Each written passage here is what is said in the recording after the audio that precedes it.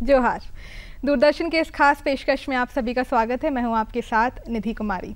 UPSC का जो result है वो देश भर में निकल चुका है और हमारे जो राज्य झारखंड है यहाँ के परीक्षार्थी जो है उनका रिज़ल्ट काफ़ी अच्छा रहा है और उन सब में सबसे अव्वल दर्जे का जो प्रदर्शन रहा है वो रहा है श्रुति का, जिन्होंने 25वां रैंक जो है वो हासिल किया है इस एग्ज़ाम में। और जो सबसे बड़ी इंस्पिरेशन की बात है इसमें वो ये रहा है कि इन्होंने अपनी एक जॉब जिसमें कि 30 लाख का इनका पैकेज रहा है, उस जॉब को बैंगलोर से छोड़ के यहाँ पर आकर इन्होंने यूपीएससी की तैयारी की शुरुआत की और काफ़ी अच्छा परफॉर्मेंस रहा इस साल इनका। 25वां रैंक जो हमने किया बताया उनका रहा है। और सबसे पहले तो हम उनका हमारे स्टूडियो में स्वागत करना चाहेंगे।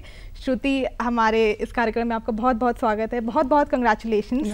हमारी जो पूरी दूरदर्शन की टीम है उसकी तरफ से काफ़ी प्रेरणा का आपका एक इंस्पिरेशन जर्नी रहा है हम सब के लिए।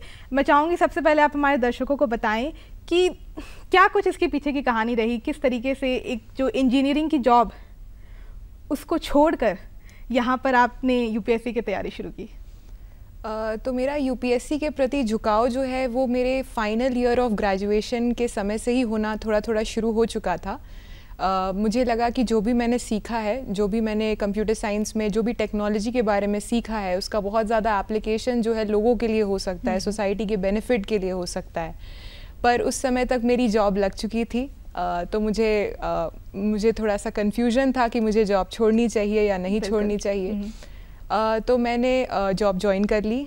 पर अब 8 महीने वहाँ पर जॉब करने के बाद मुझे ये रियलाइज़ हो गया कि वहाँ पर मैं एक लिमिटेड सेट ऑफ लोगों के लिए ही काम कर रही हूँ। मेरी जॉब गोल्डमैन सैक्स में थी, एक इन्वेस्टमेंट बैंक कंपनी में, पर मैं जो है कुछ सोसाइटी के लिए करना चाहती थी, टेक्नोलॉजी को लोगों के लिए यूज़ करना चाहती थी। इसीलिए मैंने जो है जॉब छोड़ दी और अपना प्रिपरेशन फुल फ्लेजेड स्टार्ट कर दिया।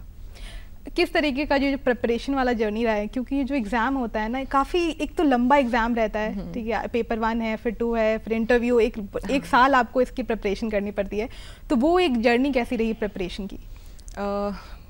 जर्नी जब शुरू हुई तो बहुत अच्छी लगती थी क्योंकि बहुत नई नई चीज़ों के बारे में पता चलता है। फिर जब आप टेस्ट वगैरह देने लगते हैं तो फिर आपको पता चलता है कि शायद आपकी परफॉर्मेंस उतनी अच्छी हो नहीं रही है, आप अच्छा नहीं कर पा रहे हैं, और कभी कभी लगता है कि शायद हम गलत फील्ड में आ गए या हमारे लिए बना ही नहीं है। तो वो सब थोड़ा सा टैक्सिंग हो जाता है, थोड़ा सा हमें उससे कभी कभी हम डिमोटिवेट हो जाते हैं। पर ये एग्ज़ाम बहुत ज़्यादा परसिस्ट करने का है, लगे रहने का है। तो वही मैंने किया। जब भी मुझे ऐसा कभी कुछ लगा तो खुद को मैंने कन्विंस किया कि नहीं, मैं कर सकती हूँ ये एग्ज़ाम, ऐसा नहीं है कि मुझसे नहीं होगा। और जहाँ पर मैं ये नहीं कर पाती थी वहाँ पर मेरे पेरेंट्स ने मेरा पूरा साथ दिया। बिल्कुल, यहाँ पे हम आपके पेरेंट्स की सपोर्ट की बात करना चाहेंगे, क्योंकि एक तो हमने कहा कि एक आपकी अच्छी खासी पैकेज वाली जॉब थी जिसको कि आपने छोड़ दिया, उसमें पेरेंट्स का सपोर्ट रहना, वो भी एक इतने लंबे समय तक वो कंसिस्टेंट एक सपोर्ट रहना, वो किस तरीके से रहा आपके लिए? जब मैंने जॉब छोड़ने की बात की तो मेरे मम्मी पापा या उन्होंने कोई भी इस पर, कोई भी लोग जनरली नहीं छोड़ना चाहते बिकॉज पेरेंटल प्रेशर में आ जाते हैं। पर वो लोग बहुत ज़्यादा खुश थे मेरे इस डिसीजन से कि मैंने ये जॉब छोड़कर जो है कुछ अच्छा करने की कोशिश की है। तो कैसा मुझे कभी कभी लेटर फेज में लगता था कि मैं जो है एक फाइनेंशियल बर्डन काइंड ऑफ हो रही हूँ अपने पेरेंट्स पर, क्योंकि एग्ज़ाम बहुत लंबा होता है। बिल्कुल। और कभी आप ऐसा श्योरली नहीं बोल सकते कि आपका सिलेक्शन हो जाएगा। इनफैक्ट रिजल्ट आने से पहले भी मुझे लगा था कि मेरा अगर नाम आएगा लिस्ट में तो कहीं लास्ट में आएगा। मतलब मैंने कभी उम्मीद ही नहीं की थी कि 25 रैंक आएगी मेरी। तो उस समय मुझे लगता था कि अगर इस बार नहीं हुआ तो फिर अगली बार भी क्या जॉब छोड़कर ही प्रिपेयर करना चाहिए। पर फिर मैंने सोचा, इस अटेम्प्ट में तो यही सोचा कि अब जब जो है एक बार करके देखते हैं, फिर आगे देखा जाएगा। ये जो यूपीएससी का जो सिलेबस होता है वो काफ़ी ह्यूमंगस सिलेबस होता है। लोग कहते हैं कि एटम से लेके यूनिवर्स सब की आपको जानकारी होनी चाहिए, और टाइम कहीं ना कहीं अगर आपने मैनेज करना नहीं सीखा तो फिर बहुत डिफ़िकल्ट हो जाएगा।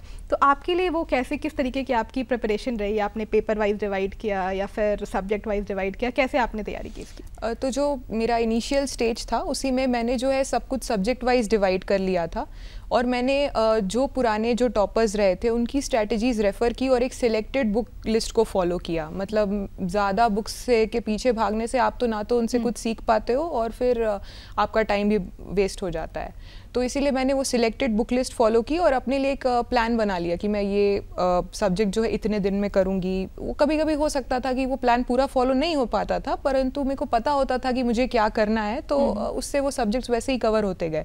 और एक बार में मैं 2 सब्जेक्ट्स पढ़ती थी साथ में, और ऑप्शनल की तैयारी तो फिर अलग से चलते रहती थी। पेपर 2 आपका क्या रहा था इस एग्ज़ाम के लिए? ये जो सब्जेक्ट आपने ऑप्शनल सब्जेक्ट भी चूज की थी वो क्या रहा? मेरा ऑप्शनल सब्जेक्ट एंथ्रोपोलॉजी था। आपने इंजीनियरिंग की है। जनरली जो एस्पिरेंट्स होते हैं ना, जिस पेपर से वो ग्रेजुएट करते हैं उसी से वो अपना सब्जेक्ट चूज करते हैं, तो एंथ्रोपोलॉजी आपने फिर क्यों चूज की? कंप्यूटर साइंस इंजीनियरिंग मेरा ग्रेजुएशन सब्जेक्ट था, वो ऑप्शनल मौजूद है नहीं। और सिंस मैंने मैथ्स, फिजिक्स, केमिस्ट्री ये सब पहले ही 12वीं तक पढ़ रखी थी, तो और मुझे 10वीं तक ह्यूमैनिटीज़ में भी थोड़ा अच्छा लगता था पढ़ना, और मुझे लगा कि जीएस में बहुत ज़्यादा ह्यूमैनिटीज़ भी है, तो मैंने जो है कोई ह्यूमैनिटी सब्जेक्ट ही लेने का सोचा था। तो मुझे पता चला एंथ्रोपोलॉजी के बारे में कि ये भी सब्जेक्ट है जिसके लिए काफ़ी सारे रिसोर्सेज वगैरह अवेलेबल हैं। तो मैंने जो मेरा जॉब वाला फेज़ था उसमें जो है एंथ्रोपोलॉजी के ही इनिशियल जो पार्ट थे उनको एक स्टोरी की तरह पढ़ने की कोशिश की, फुल फ्लेजेड प्रिपरेशन में नहीं, और मुझे अच्छा लगा क्योंकि वो जो है इंसान के बारे में सारे एस्पेक्ट्स को कवर करती है, उनकी बायोलॉजी, उनकी हिस्ट्री, उनकी ज्योग्राफी। तो ये उसमें आप कभी बोर नहीं हो सकते क्योंकि अलग अलग एस्पेक्ट्स आ रहे हैं, और प्लस बहुत कुछ नया पता चलता है कि इंसान कैसे आया। तो बस यही मैंने इस तरह से चूज़ किया। ये इस एग्ज़ाम के बारे में ये कहा जाता है कि कहीं ना कहीं जब आप जर्नी शुरू करते हैं प्रिपरेशन की, और जब आपकी जर्नी ख़त्म होती है, तो एज ए ह्यूमन ये आपको काफ़ी बदल देता है। ये पूरा प्रिपरेशन का जर्नी होता है। अगर आज आप अभी पीछे मुड़ के देखती हैं तो क्या लगता है, क्या कुछ आप में बदलाव आया है, कुछ चेंजेस जो आपने महसूस की? जब ये प्रेपरेशन चल ही रहा था तो मुझे कम से कम मैं इसी बात से अपने आप को खुश करती थी कि एटलीस्ट मैं पहले से बदल गई हूँ। पहले जो है मैंने इतने डिसिप्लिन में कभी भी कुछ काम नहीं किया था। सो मैंने एक शेड्यूल बना लिया था कि मैं 5 बजे उठूँगी, 11 बजे तक सो जाऊँगी। तो ये एक तो सबसे बड़ा चेंज आया कि मैंने अपना स्लीप साइकिल बहुत अच्छा कर लिया, बहुत अच्छे से सुधार लिया, सुबह उठने की आदत डाल ली, और ऊपर से काम ख़त्म करने का कि ये टास्क मैंने फिक्स किया है 3 घंटे में, तो मैं इसको 3 घंटे में ख़त्म करूँगी। और उस टाइम में कोई भी जो है मैं उस टाइम पर पूरी तरह से सोशल मीडिया वगैरह से दूर रही। तो कोई भी मैंने तो इनफैक्ट उस दौरान जो है मूवीज़ और यूट्यूब वीडियोज़ वगैरह भी देखना छोड़ दिया था। तो ये सब छोटी छोटी चीज़ें लगती है, पर ये इससे इंसान जो है बहुत ज़्यादा डिसिप्लिन बन जाता है, अपने आप पे कंट्रोल, सेल्फ कंट्रोल सीख जाता है। और फिर बाकी तो पढ़ाई है, और पढ़ाई के बारे में पढ़ाई में ही आपको इतने सारे लोगों की विचारधारा के बारे में पता चलता है, कैसे दुनिया चलती है। वो अपने आप को बहुत ही ज़्यादा पहले से तो बहुत ही ज़्यादा नॉलेजेबल बना देती है। तो यही सारी चीज़ें सीखी मैंने। काफ़ी अच्छी बात आपने यहाँ पे कही है कि एक डिसिप्लिन जो है वो लोगों में आ जाता है इस सफ़र में। आपका जो पहला अटेम्प्ट रहा था इस एग्ज़ाम को लेके, वो जो रिज़ल्ट था वो जो आपको चाहिए थी वैसी रिज़ल्ट रही नहीं थी फर्स्ट अटेम्प्ट की, तो क्या कुछ डिसअपॉइंटमेंट था या फिर निराशा थी, और उससे उठ के वापस से क्या आपका प्रोसेस रहा वापस से एग्ज़ाम के लिए तैयार करने का? तो मैंने पहला अटेम्प्ट अपने लास्ट ईयर ऑफ ग्रेजुएशन में दिया था, जब मैंने ये भी डिसाइड नहीं किया था कि मुझे ये करना है या नहीं। तो वो एक तरीके से यही देखने के लिए था कि क्या मैं कर सकती हूँ, ये क्वेश्चंस एनालिसिस का ज़रिया था। तो मुझे बहुत ज़्यादा डिसअपॉइंटमेंट नहीं हुआ क्योंकि मैंने उसके लिए तैयारी नहीं की थी। अगर मैंने तैयारी की होती और मुझे सफलता नहीं मिलती तब मुझे दुख होता, पर मुझे पता था कि जब मैंने पढ़ाई नहीं है तो मुझे कैसे मैं प्रीलिम्स भी नहीं निकाल पाई थी उस साल। पर उसके बाद मुझे ये तो रियलाइज़ हुआ कि ऐसे ट्रायल अटेम्प्ट्स और नहीं देने हैं, एक बार जो है अच्छे से तैयारी करना है। तो इसीलिए मैंने 2020 के स्टार्टिंग में जॉब छोड़कर सोचा कि अब जो है 2021 की तैयारी करेंगे, 20 में अटेम्प्ट नहीं देंगे। तो उस अटेम्प्ट ने मुझे ये सिखाया कि एक प्रॉपर अटेम्प्ट देना चाहिए रादर देन बस एक ट्रायल अटेम्प्ट। बिल्कुल। जब भी हम यहाँ से एग्ज़ाम्स देते हैं ना, तो हमेशा ये कहना श्योर नहीं होता कि कैसा गया है या फिर क्या चांसेस हो सकते हैं होने के, लेकिन जो इंटरव्यू का प्रोसेस होता है, ठीक है, आपके लिए इंटरव्यू कैसा रहा था, किस तरीके के क्वेश्चंस थे, वो आपके लिए एक्सपीरियंस कैसा रहा इंटरव्यू का? इंटरव्यू से पहले वाला एक्सपीरियंस मेरे लिए बहुत ही ज़्यादा भयावह था, क्योंकि इतने दिन से आप एक रूम में बंद होकर पढ़ रहे होते हैं, तो अचानक से आपको लोगों से बातें करनी होती है, तो वो थोड़ा डिफ़िकल्ट होता है। पर कुछ मॉक देने के बाद बहुत ज़्यादा थोड़ा इम्प्रूवमेंट हो गया। इंटरव्यू के रूम के बाहर जस्ट मुझे बहुत ज़्यादा डर लग रहा था। फिर मैंने सोचा कि अब आ गए हैं तो ये ख़त्म तो हो जाएगा, पर नहीं, इंटरव्यू एक्सपीरियंस बहुत ही अच्छा था। बहुत ही अच्छे लोग बैठे थे, उन्होंने काफ़ी अच्छे अच्छे सवाल पूछे। मोस्टली मेरे ऑप्शनल से सवाल पूछे गए। ये भी पूछा गया था कि आप इतनी बड़ी ये जॉब छोड़कर जो है इतने अच्छे पैकेज वाली यहाँ पर क्यों आना चाहते हैं। तो और उसके बाद मेरी हॉबी से सवाल पूछे गए थे। मुझे माइथोलॉजिकल स्टोरीज पढ़ना अच्छा लगता है, तो यही था मेरा इंटरव्यू एक्सपीरियंस। जब आपने कहा ना कि इतने दिन रूम में बंद रह के आपको कंटिन्यूसली तैयारी करनी पड़ती है, तो कई बार एक डिस्ट्रैक्शन की ज़रूरत पड़ती है कि थोड़ा सा इससे बाहर निकल जाए या मन लगा दिया जाए। तो आपके लिए वो क्या हो रहा था उस वक्त? तो जैसे मैंने बोला, मैंने वो मूवीज़ वगैरह बंद कर दिया था बिकॉज़ वो एक तरीके से एडिक्शन हो जाता है। उसका मतलब पॉसिबिलिटी हो सकता है। इसीलिए मैंने अपने डिस्ट्रैक्शन का सोर्स अपने मम्मी पापा, दादा दादी, इन लोगों को बनाया था, क्योंकि उन बीच में और मेरी बहन भी है, तो उनके लाइफ में कैसे चल रहा है, क्या चल रहा है, वो सारी चीज़ों से बात करने से काफ़ी हो जाता था। फिर मुझे भी जो कठिनाइयाँ हो रही है वो भी मैं उनको बताती थी, तो उस पर सल्यूशन निकल आ जाता था। और कभी कभी जब मुझे लगता था कि शायद ये प्रोसेस बहुत डिफ़िकल्ट है, मुझसे नहीं होगा, तो वो लोग मुझे बहुत ज़्यादा मोटिवेट भी करते थे। और उसके अलावा मैं जो है रोज़ डेली मतलब एक्सरसाइज वगैरह करती थी, मतलब या फिर रनिंग के लिए चली जाती थी। मतलब वो बहुत ही अच्छा स्ट्रेस बस्टर होता था। जब मुझे नहीं पढ़ने का मन करता तो मैं वॉक पे चली जाती थी। तो यही सारे मेरे डिस्ट्रैक्शंस थे।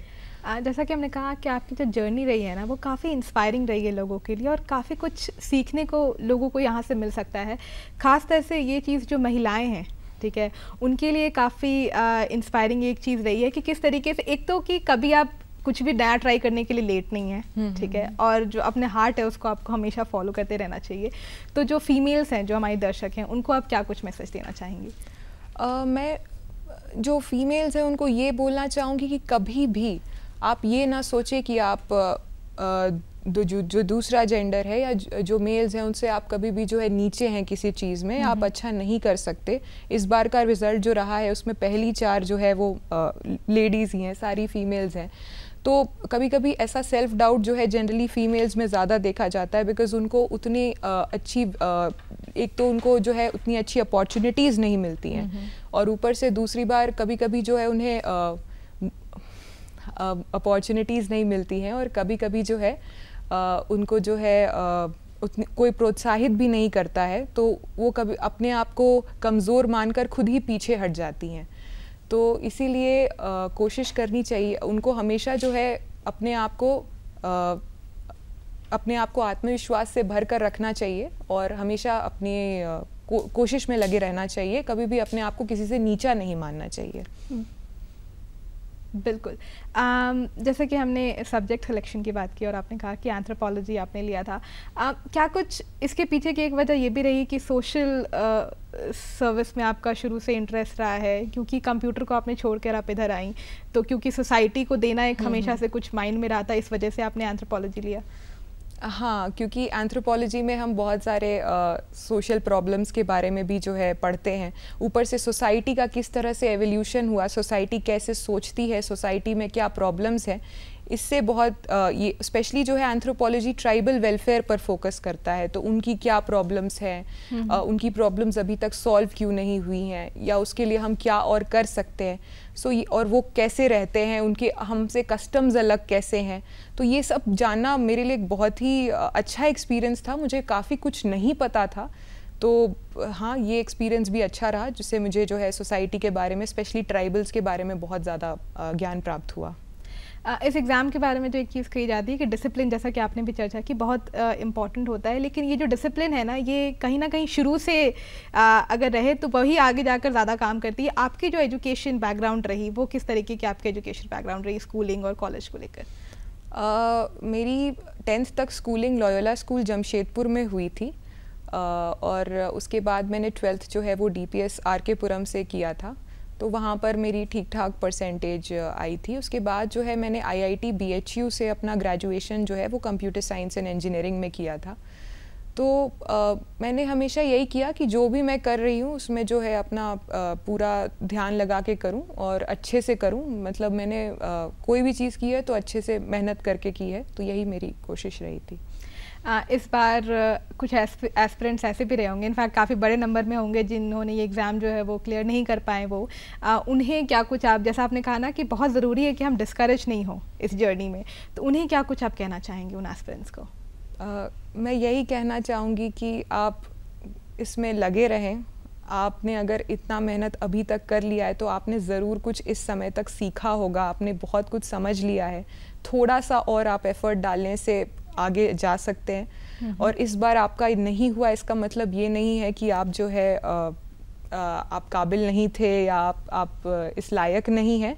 थोड़े से और एफ़र्ट्स डालेंगे तो आपका भी लिस्ट नाम में आराम से जो है आपका नाम लिस्ट में आ जाएगा। सो आप मेहनत करते रहें, मेहनत करना कभी ना छोड़ें। इनफैक्ट मेरा रिज़ल्ट नहीं, मुझे भी बहुत ज़्यादा उम्मीद नहीं थी सिलेक्शन की इस बार, तो मैं भी अगले प्रीलिम्स के लिए मैंने पढ़ना शुरू कर दिया था। इनफैक्ट मैं पढ़ ही रही थी जब रिज़ल्ट आया। तो हमेशा लगे रहें जब तक आपका सिलेक्शन नहीं हो जाता। ये जो आपने भी प्रीलिम्स की बात की, तो जैसा हमने कहा कि बहुत ही लंबा आपका स्टेज रहता है, 1 साल का पेपर रहता है, तो तीनों जो आपके स्टेजेस रहे, किस तरीके की आपकी तैयारी, क्या तैयारी में कुछ अलग चीज़ें होती थी? क्या आपकी टाइम, आपने किस तरीके से टाइम मैनेजमेंट किया या रूटीन किस तरीके से डिवाइड किया इन तीनों लेवल्स के लिए? तो मैंने इंटरव्यू की प्रेपरेशन मेरी पूरी मेंस के बाद हुई थी, उस पर मैंने पहले से कोई फोकस नहीं किया। पर प्रीलिम्स और मेंस की मेरी इंटीग्रेटेड तैयारी होती थी, क्योंकि किताबें वही पढ़नी है आपको, बस मेंस में थोड़ा सा कुछ पॉइंट्स वगैरह कलेक्ट करने होते हैं एडिटोरियल्स वगैरह से, क्योंकि उस बहुत ज़्यादा एनालिटिकल एग्जाम है। और प्रीलिम्स थोड़ा सा फैक्चुअल हो जाता है कहीं कहीं पर प्रीलिम्स में भी मैक्सिमम एनालिटिकल क्वेश्चंस ही आते हैं।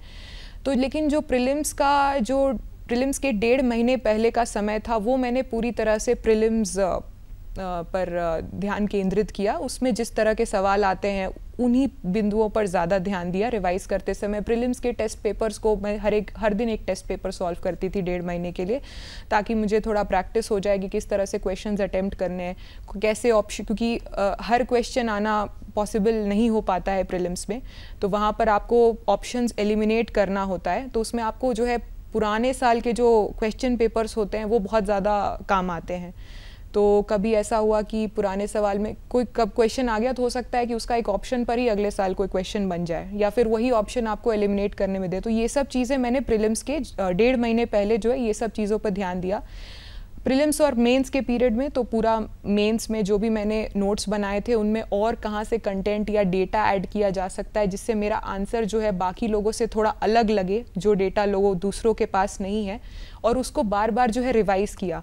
क्योंकि एग्ज़ाम जो है एक पेपर 3 घंटे का होता है, और वहाँ पर अगर आप, क्योंकि क्वेश्चंस बहुत जनरल होते हैं, आप अगर ऐसे देखेंगे तो आपको लगेगा कि आसान है, इस पे तो लिख सकते हैं, लेकिन वहाँ पर कंपटीशन है, तो आपको जो है मैक्सिमम पॉइंट्स को रिकॉल करना होगा और वो रिवीजन से ही हो पाएगा।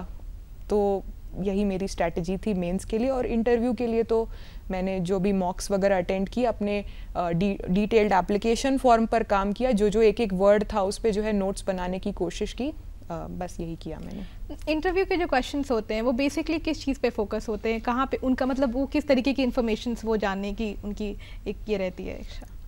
तो जैसे आपके नाम से ही शुरुआत हो जाती है, आपके नाम का मतलब क्या है, उसका क्या सिग्निफिकेंस रहा है, आप जिस जगह को बिलोंग करते हैं या फिर आप कोई जगह में जहाँ रहे हैं उस जगह के बारे में जानना चाहिए। वहाँ की अगर कोई प्रॉब्लम्स हैं, जो भी आपका होम स्टेट है वहाँ पर किस तरह की प्रॉब्लम्स हैं, कैसे आप उनको सॉल्व करेंगे, ये सब चीज़ों पर फोकस होता है। ऑप्शनल पे काफ़ी सवाल पूछे जाते हैं, तो वो आपने मेंस में किया था, पर उसको जो है वो आंसर्स जो हैं वो थोड़े से लिखने वाले आंसर्स थे। तो इस बार थोड़े से जो है मतलब प्रैक्टिकल आंसर्स होने चाहिए जब आप ऑप्शनल पे ये कर रहे हैं। और बाकी आपकी हॉबीज़ पर सवाल होता है, तो इसमें मैं बोलना चाहूँगी कि जस्ट लिखने के लिए जो है कोई हॉबी ना लिख दें, बिकॉज़ वो लोग बहुत जानकार होते हैं, तो वो लोग कुछ अगर ऐसा पूछ देंगे जो आपको नहीं पता क्योंकि आपने ऐसे ही हॉबी लिख दी है, तो फिर वो बहुत दिक्कत हो जाएगी और वो हो सकता है कि आपके मार्क्स कम कर दें उस पर। तो हॉबी, अगर आपकी एक ही हॉबी है तो आप एक ही हॉबी लिखिए। मैंने एक ही हॉबी लिखी थी और उससे प्रिपेयर करना भी आसान हो जाता है कि एक ही हॉबी है तो उसके बारे में हम जो है थोड़ा सा अपना हमारा जो भी है उसको रिफ़्रेश कर सकते हैं। यही सवाल पूछे जाते हैं। अगर कुछ एक दो सवाल जो आपको याद हो इंटरव्यू से, तो क्या आप हमारे दर्शक के साथ शेयर करना चाहेंगे? तो एक तो मैंने पहले ही शायद बताया था कि मैं ये जॉब छोड़कर क्यों आई हूँ, ये पूछा गया था। फिर मेरी हॉबी सिंस माइथोलॉजी स्टोरीज पढ़ना था, तो उन्होंने मुझसे पूछा था कि रामायण का जो फेवरेट कैरेक्टर है वो क्या है। उसके बाद तो कुछ करंट अफेयर्स पे ये पूछा गया था कि नेट ज़ीरो एमिशंस वगैरह क्या होते हैं, कैसे होते हैं। फिर बाकी सारे मेरे ऑप्शनल पे सवाल थे, पेसा एक्ट क्या है, उसके प्रोविजंस, 5th 6th शेड्यूल पर एक सवाल था, तो यही सब पूछा गया था। इस जैसा कि आपकी जो जर्नी शेयर करी थी, प्रीलिम्स की भी आपने बात की किस तरीके से तैयारी होती है। 5 जून को वापस से जो है इसकी ये श्रृंखला शुरू होने वाली है, तो जो एस्पिरेंट्स हैं काफ़ी एक महीने पहले लोग नर्वस होते हैं, अभी तो उतनी टाइम भी नहीं है, तो उन्हें आप क्या कुछ मैसेज देना चाहेंगी इतने शॉर्ट टाइम पे? अभी किस चीज़ पे उन्हें फोकस करने की बहुत ज़्यादा ज़रूरत है इस एक हफ्ते? अभी इस हफ्ते आपको सिर्फ और सिर्फ रिवीजन पर ध्यान देना है। कोई नई चीज़ जानने की कोशिश ना करें। जो आपने पढ़ा है उसी को अगर आप अच्छे से रिकॉल कर पाएंगे तो आपके लिए बहुत अच्छा होगा प्रीलिम्स में। और दूसरा, कॉन्फिडेंस मेंटेन करें। ऐसा होगा कि अगर आप पहला क्वेश्चन पेपर भी देखना शुरू करेंगे तो पहला या दूसरा क्वेश्चन आपको नहीं आता होगा, पर उससे घबराएं नहीं। उस क्वेश्चन को ढूंढे जो आपको आता है। अगर आपने सीरियसली तैयारी की है तो आपको वो क्वेश्चन मिलेगा। फिर जो आपको आता है उसको अच्छे से बनाएं और उसके बाद धीरे धीरे आपका कॉन्फिडेंस बूस्टअप होता है। फिर जो नहीं भी आ रहा है वहाँ पर अगर आप थोड़ा एलिमिनेशन यूज़ करेंगे, कॉमन सेंस यूज़ करेंगे, तो आप सही आंसर पर जा सकते हैं। अभी बस कॉन्फिडेंस की ज़रूरत है, आप उस पर ध्यान दें।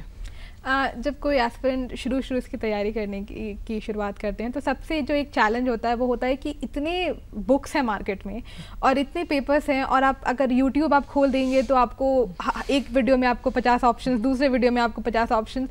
तो कई बार जो स्टूडेंट्स होते हैं वो काफ़ी कंफ्यूज हो जाते हैं। अगर आप में पोटेंशियल है भी तो आप समझ नहीं पा रहे हैं कि डायरेक्शन किस तरीके से दिया जाए इस तैयारी को। तो आपने इस चीज़ को कैसे सॉर्ट आउट किया और आपने किस तरीके से डिसाइड किया कि मुझे किस पे फोकस करना है, कैसे इसको सॉर्ट आउट करनी है? तो स्टार्टिंग के समय पे अगर आप देखेंगे तो हर इंसान जो एक अलग अलग बुक्स मार्केट में चलते रहती हैं, उसका नाम आते रहता है। तो मैंने जो पुराने टॉपर रहे थे उनकी स्ट्रैटेजीज पढ़ा। मैंने 4-5 टॉपर्स की स्ट्रैटेजी पढ़ा, तो उसमें जो मुझे कॉमन चीज़ें लगी कि मतलब जो वो लोग कॉमन बुक्स रेकमेंड कर रहे हैं, और वो बहुत ज़्यादा कॉमन ही होती है बिकॉज मोस्टली सब लोग सारी सेम ही किताबें पढ़ के जाते हैं जीएस के लिए। तो मैंने वही सारी किताबों को फॉलो किया। और उसके बाद जब मैंने आंसर राइटिंग वगैरह शुरू किया तब मुझे रियलाइज़ हुआ कि कहाँ कहाँ पर मेरा कंटेंट लैकिंग है। तो मैं उस स्पेसिफिक कंटेंट को गूगल करती थी रैदर देन उसके लिए कोई नई किताब पढ़ती थी। तो मतलब जहाँ पर मुझे लगा कि अच्छा इसके बारे में मेरे पास जानकारी नहीं है, तो अगर कोई रिसोर्स अवेलेबल है तो मैंने पढ़ के बस ऐड कर लिया। कवर टू कवर सारी किताबें पढ़ने में बहुत ज़्यादा समय चला जाता है, और जैसे मैंने पहले भी कहा था, आप उतना याद नहीं रख पाइएगा जो भी आपने पढ़ा था। तो फोकस कीजिए कि बेसिक बुक्स से जो है नोट्स बनाइए, और उसके बाद जो है जहां आपका कंटेंट लैकिंग है उसको गूगल कीजिए या कोई ऑनलाइन रिसोर्स देखिए, या फिर अगर आपको पता है किसी किताब में वो पर्टिकुलर चैप्टर में दिया हुआ है तो वहां से देखकर जो है अपने नोट्स में ऐड कीजिए, और फाइनली सिर्फ अपने नोट्स रिवाइज करके जाइए। इस जर्नी में हमें ऐसा लगता है कि एक सफलता एक इंसान की होती है, लेकिन उसके पीछे काफ़ी लोग खड़े होते हैं जो उसको सपोर्ट करते हैं। आपके लिए कौन से ऐसे लोग थे जो कॉन्स्टेंटली आपके साथ रहें और जिनकी सपोर्ट आपको लगता है कि अगर आप यहाँ आई हैं तो इनका सपोर्ट एक बहुत महत्वपूर्ण रोल निभाया आपके इस जर्नी पे? सबसे ज़्यादा सपोर्ट इसमें मेरी फैमिली का ही रहा है। वो लोग मेरे पीछे काफ़ी अच्छे से लगे रहे। मेरे दादाजी रोज़ मुझे बात करके जो है रोज़ मुझे मोटिवेट करते थे, और मेरे पापा जो है वो हमेशा जब भी मुझे टेस्ट वगैरह लिखने जाना होता था वो मेरे साथ जाते थे, फिर मुझे लेते थे। तो इन लोगों ने सबने बहुत किया। मम्मी और दादी और बहन के साथ जो है हम लोग, मैं बीच बीच में बातें भी कर लेती थी, उससे मेरा मन बहल जाता था। तो ये लोग हमेशा मेरे साथ पीछे खड़े रहे। मैं घर पे भी हूँ तो मेरा खाना पीना सब यही लोग देखते थे। मैंने कुछ नहीं किया पढ़ने के अलावा, बाकी सारा काम यही लोग देख रहे थे। तो ये सब दिखाई नहीं पड़ता, पर ये बहुत ज़्यादा ज़रूरी है। अगर किसी को ये सब अपने से करना पड़ता है तो पढ़ाई में कभी कभी बाधा आ सकती है। तो इन लोगों का कंट्रीब्यूशन बहुत ज़्यादा है, बहुत ही ज़्यादा है। बिल्कुल, जैसा आपने कहा कि फैमिली का जो सपोर्ट है वो काफ़ी आगे आपको लेके जा सकता है।